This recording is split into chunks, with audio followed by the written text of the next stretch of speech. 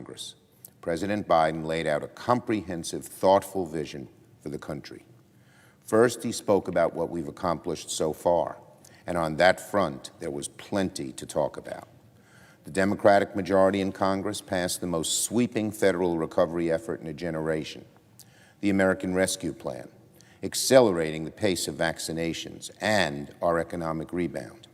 As a result, the United States administered more than 200 million shots in less than 100 days.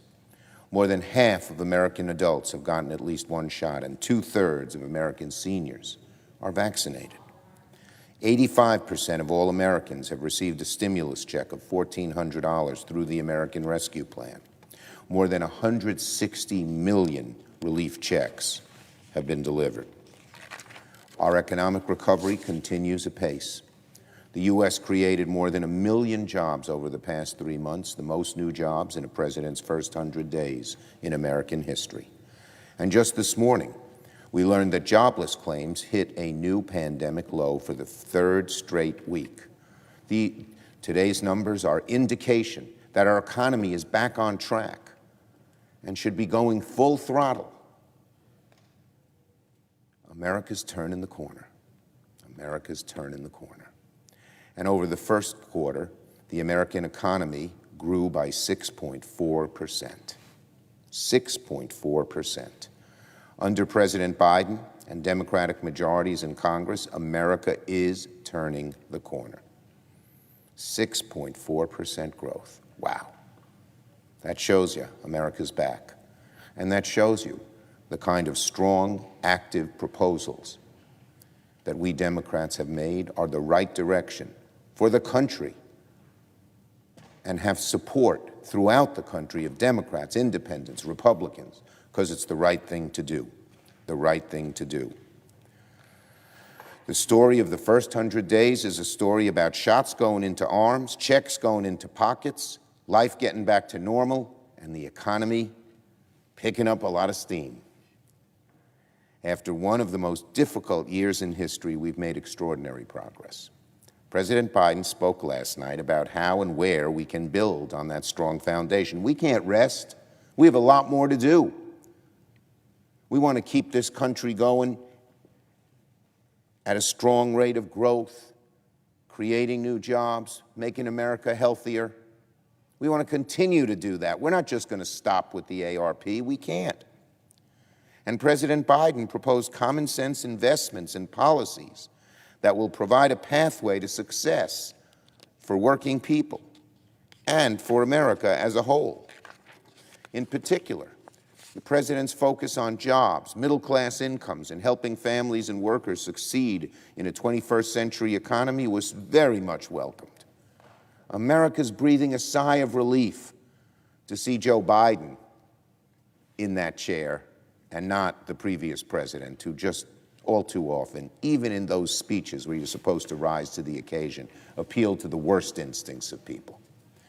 The President's plan, President Biden's plan, will help restore that once innate American optimism that has really been shaken for the last 4 years. Now the Congress must act. And as Majority Leader, I intend for the Senate to take up legislation to make President Biden's vision a reality. Truthfully, a lot of what President Biden proposed last night should be bipartisan. Just because a Democratic president proposed a jobs and infrastructure plan doesn't mean jobs and infrastructure are Democratic issues.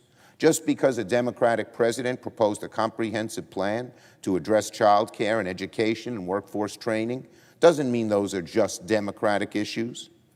My Republican colleagues, in one way or another, have joined Democrats on legislation in those subject areas for years.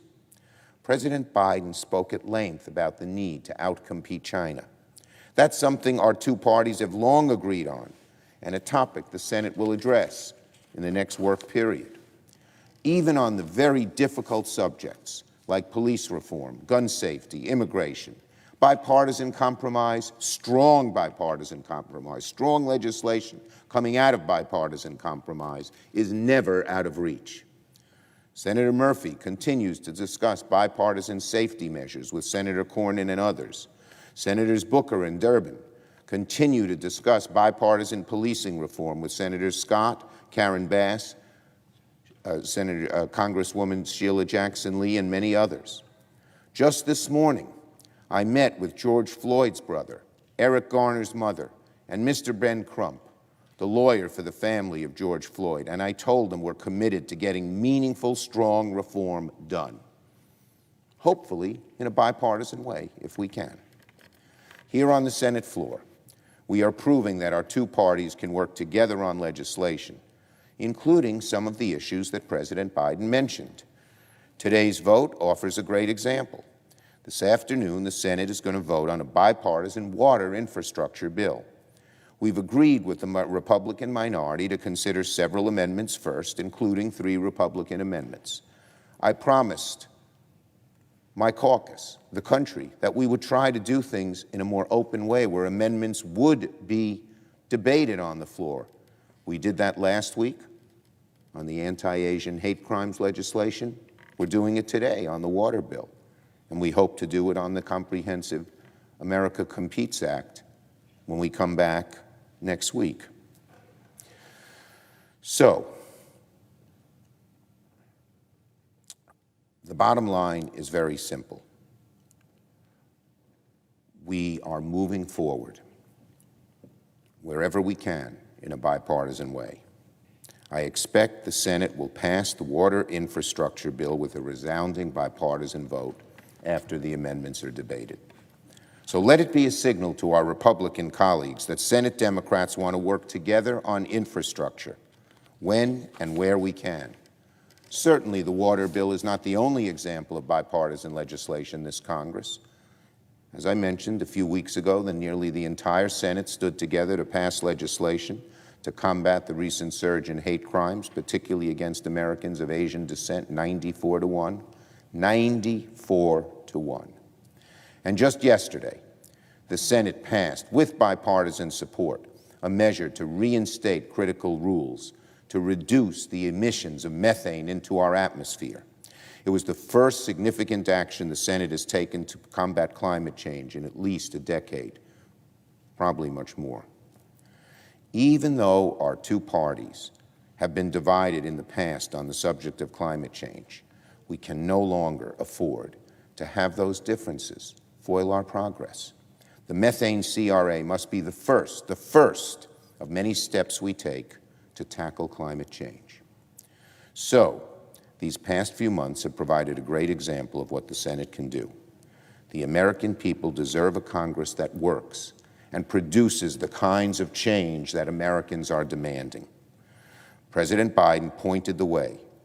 He pointed the way forward on a number of issues last night.